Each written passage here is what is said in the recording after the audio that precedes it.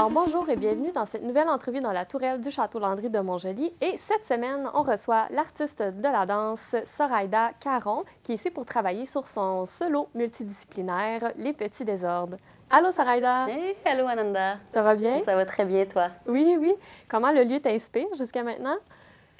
Mon Dieu, très, très bonne question! C'est un lieu enchanteur. Vraiment, sur 3 étages. C'était ton château cette semaine, là. Pardon? C'était ton château. C'était mon château cette semaine, effectivement. Merci de me le rappeler. C'est super inspirant, en fait, hein, d'être dans un autre lieu, d'être ici seulement pour écrire aussi. C'est la première fois que je vis cette expérience en tant que danseuse chorégraphe. Donc, il y a eu un petit moment d'ajustement, OK, comment j'investis finalement les lieux sans danser? Ouais. Donc, ça a été un premier défi de me retrouver dans la solitude, je trouve, qu'impose l'écriture, et donc seule dans un grand château. Fait que j'ai pu m'inspirer, j'ai pu lire tout ce qu'il y avait sur les murs, vraiment pouvoir profiter de ce lieu-là, un peu comme un musée, en fait. Oui, bien, c'est un peu ça, le château, en fait. Ça apporte beaucoup. Donc, tu travailles sur ton projet solo multidisciplinaire, Les Petits Désordres. Et quand on dit multidisciplinaire, donc, ça fait référence à quoi, en fait? Qu'est-ce que tu aimerais greffer comme autre discipline à ce spectacle? Bien, pour moi, la danse qui est un art vivant, est déjà une discipline multidisciplinaire parce qu'on travaille avec la musique, on travaille avec les éclairages. Fait que, bon, il y a des artistes qui sont derrière ces disciplines-là. Fait que déjà, on est en multidisciplinarité. Fait que pour moi, c'était pas nécessairement plus difficile ou plus, je dirais, confrontant d'intégrer une autre forme artistique à l'intérieur de cette pièce-là. Et dans ma démarche, en général, j'aime beaucoup travailler avec les autres formes parce que j'aime sublimer, magnifier le corps humain, le corps en général. Fait que j'aime utiliser tout ce qui peut m'aider pour trouver une espèce de forme hybride, si on veut. Fait que j'aime beaucoup les costumes, les accessoires. J'ai travaillé avec la vidéo, j'ai travaillé avec la sculpture avec Ito Laila. Et là, pour moi, les mots, la parole, comme j'écris, je trouvais comme naturel d'aller vers ce médium-là. OK. Donc là, tu es dans l'écriture, mais à travers cette écriture-là, tu abordes ta double nationalité. Oui. Donc, québécoise dominicaine, c'est ça? Oui, exact. À quel moment tu as eu l'envie de te raconter dans un projet comme ça?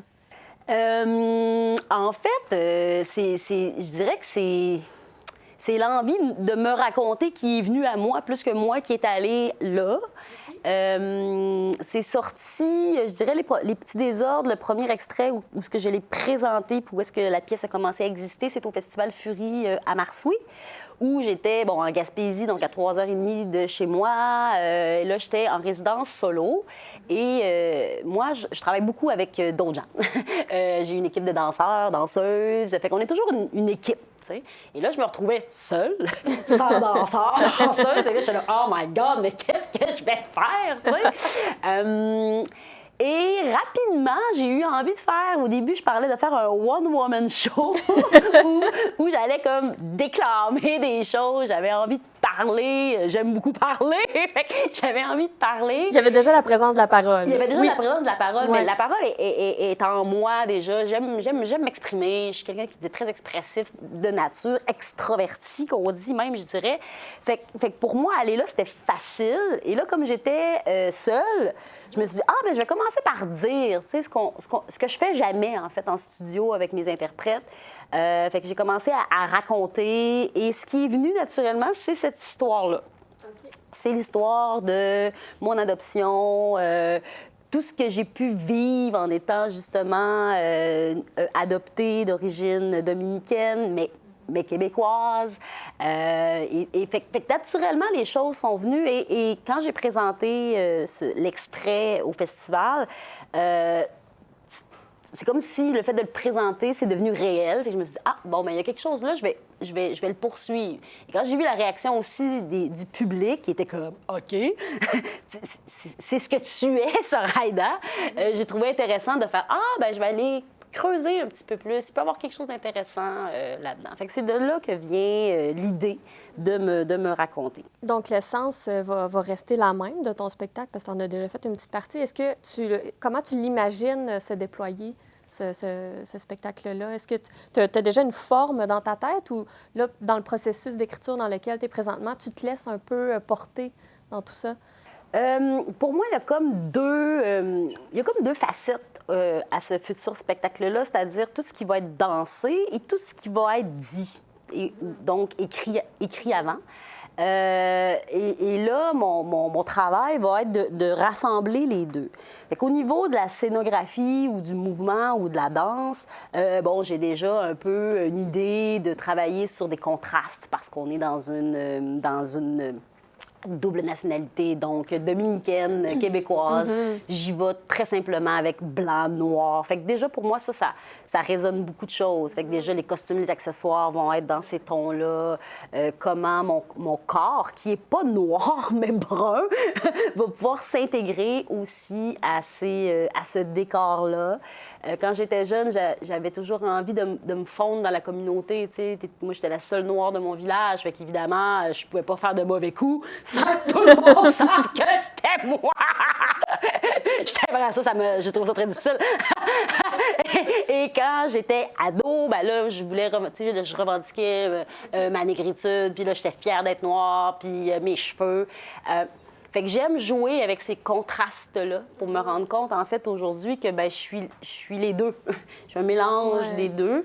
Et fait que comment, à l'intérieur de la danse, je vais pouvoir interpréter ça. Fait que je suis vraiment dans quelque chose de blanc, de noir, et de pouvoir créer des formes où on va me perdre et une année où on va seulement me voir. Parce que, exemple, tout le reste va être blanc, mais moi, je vais être là. Fait que, au niveau de la danse, j'ai des pistes. Et au niveau des mots, c'est ce que je suis venue faire cette semaine. Justement, est-ce que c'est quelque chose qui est facile pour toi d'écrire? Toi, d'habitude, j'imagine que tu passes plutôt par le mouvement, la danse et tout ça. Comment tu construis ça là, à l'aide de l'écriture? Je pense qu'il y a Stéphanie Pelletier, justement, qui est là pour t'aider, t'accompagner dans le processus. Bonne chance. Merci, Steph. En fait, j'écris depuis toujours. J'écris depuis que je sais écrire. Mais il y a comme une différence entre écrire, je marche, j'ai une inspiration, j'écrirai ce vers, il est magnifique. Puis là, tu repars, tu sais. Et écrire dans un but de raconter, dans un but que les autres entendent, dans un but de cohérence, dans une pièce dansée. Là, c'est autre chose. Fait que là, il y a comme... Et Stéphanie amène tout ce qui est avant écrire. T'sais? Et c'est ce que je trouve super intéressant que moi, j'avais pas. Fait qu'elle m'amène des exercices d'écriture. T'sais, moi, j'écrivais mon vers magnifique, puis après ça, je partais. Là. Mais, tu sais, la phrase clé qu'elle m'a dit, pour écrire, pour arriver à trouver le bon mot, il faut écrire beaucoup, ce que je ne fais pas. Je danse beaucoup, mais je n'écris pas beaucoup. Fait que de juste me mettre en mouvement d'écriture est quelque chose de très difficile pour moi, là, de passer 3-4 heures à écrire. Je trouve ça difficile. Fait qu'elle a pu me donner des outils pour nourrir pour nourrir la machine des mots, si je peux dire ça comme ça. Et elle vient me donner des pistes. Quand elle le lit, elle voit les pistes, ce que moi, évidemment, je vois pas. Fait qu'elle est vraiment là pour orienter, en fait, me guider, comme si elle me tenait les épaules. Là, OK, non, reste là un peu plus longtemps. OK, non, finalement, va là. T'sais. OK, qu'est-ce que tu trouves là? Ah! Fait que c'est vraiment un guide. Elle est un guide à l'intérieur de cette proposition-là, de ce médium-là que je connais très peu. Fait que j'ai hâte de voir, en fait, et déjà, je le sens, où est-ce que tout ce qui vient avant va nourrir ce qui va réellement être dit sur scène. Wow. Et heureusement, il y a le café aussi. Définitivement! Sans lui, je pourrais même pas te parler présentement, Nanda. Là, j'imagine que... J'imagine que là, tu as bien nommé tes défis. Là, écrire, c'est un bon défi pour toi. Ma prochaine question, c'est as-tu fait des découvertes jusqu'à maintenant dans tes écritures que tu as envie de mettre dans ton spectacle? Y a-t-il des surprises que tu as eues là, de toi à toi dans tes écritures? Ben, tu sais, je sais pas si je vais les mettre dans le spectacle, c'est tout, là, l'enjeu, mais c'est comme, tu sais, écrire beaucoup, c'est comme si t'as je sais pas comment l'expliquer, là, mais c'est comme si t'avais un cadeau que tu déploies, tu sais, que tu ouvres, puis à chaque fois, il y a un autre cadeau dedans, tu sais. C'est un peu comme ça que je me sens. Beaucoup, beaucoup de vulnérabilité dans les mots. Et quand les mots sont dits, ben ils existent. Fait que quand tu te relis, ça existe. Et la relecture, pour moi, est aussi, je vais dire, challengeant que l'écriture. Parce que là, pour t'écrire, ou t'écris, puis là, quand tu relis, t'es comme c'est ce que j'ai vécu, c'est ma vie, parce que c'est ma vie, tu sais. Fait que c'est comme, c'est de la vulnérabilité, vraiment, c'est la danse aussi, inévitablement, mais c'est pas le même... C'est pas la même porte.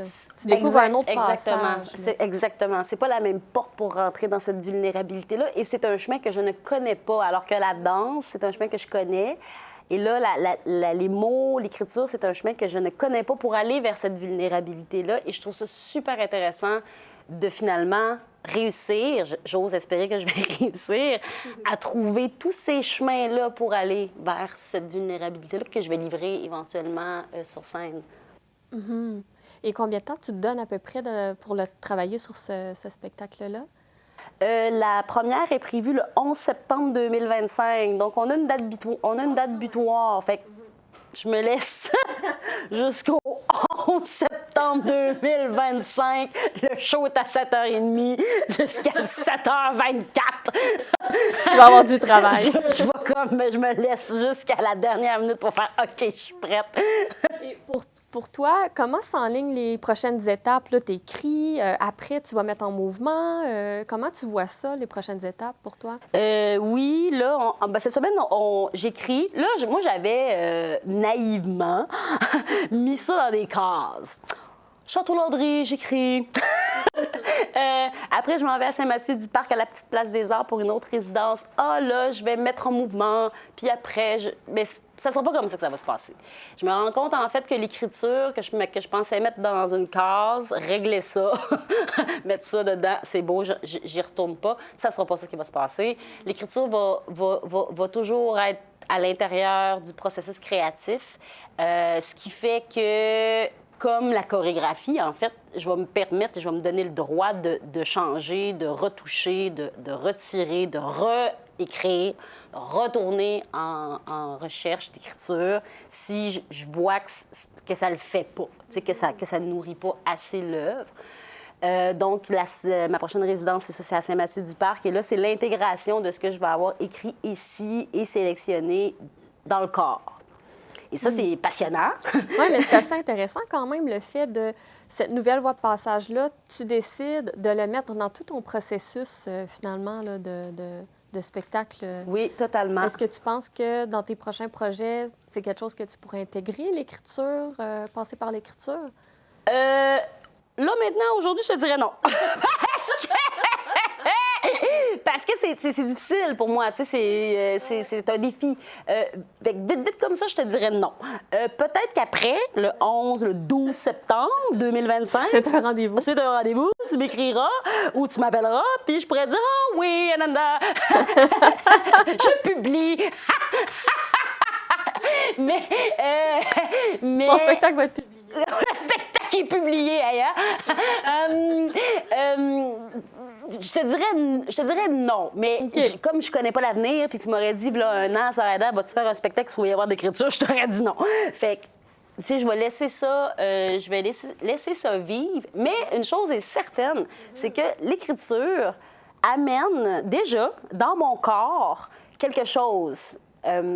Juste la position d'écrire.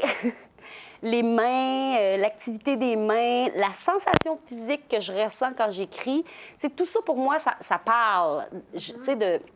Comment je peux intégrer juste comment mon corps se sent face à l'écriture. Déjà, pour moi, il y a une chorégraphie qui peut être qui peut être créé à partir de ça. Fait qu'on C'est n'est du même pas matériel dans les aussi. mots. Tu sais, on n'est même pas dans je prends le mot et je fais un mouvement avec. On est juste dans comment je me sens, cette espèce de prison physique-là, parce qu'on est Cette quand même posture, la posture ouais. de l'écrivain, tu sais, qui est comme déjà pour moi, OK, j'ai juste envie de me lever. Tu sais, fait que c'est juste ces sensations-là, pour moi, c'est super riche.